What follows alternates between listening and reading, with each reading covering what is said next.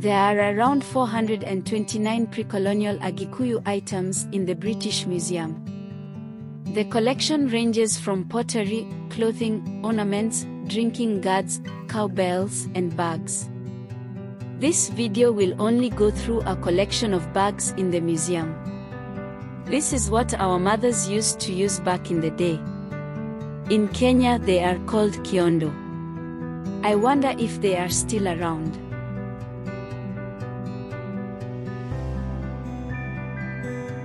This bag, the collector states that it was made in the year 1908. The collector acquired the item in the same year.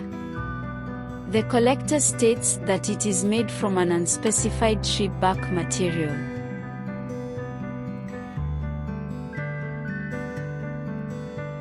The collector acquired the item in the year 1954. The collector states that it is made from an unspecified tree bark material. The item was donated to the museum by the Wellcome Institute for the History of Medicine.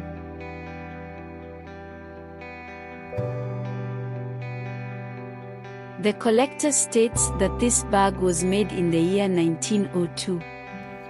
The collector acquired the item in the year 1904. The collector states that it is made from a textile of vegetable fiber. The item was given to the museum by William Scoresby Routledge.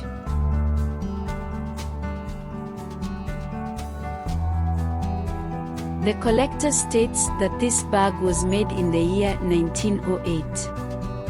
The collector acquired the item in the same year. The collector states that it is made from a textile of vegetable fiber. The item was purchased by the museum from Mrs. Hildegard Beatrice Hind.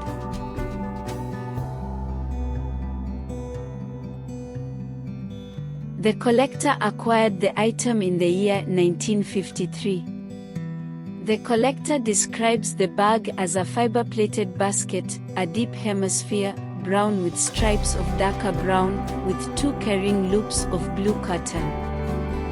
The collector describes the basket creation technique as, and I quote, "The bark of a bush tree is stripped, chewed, and reduced to a fiber. The strands are then rolled together and woven into bags." The item was purchased by the museum from the Church Missionary Society.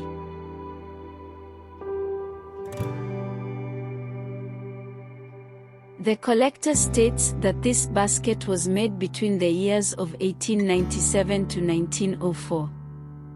The collector acquired the item in the year 1904.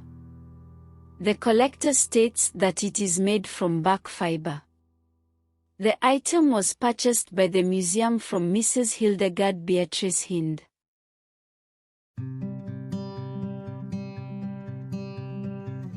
The collector states that this bag was made in the year 1908. The collector acquired the item in the same year.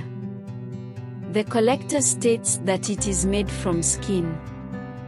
The item was donated to the museum by Dr. J. W. W. Crawford.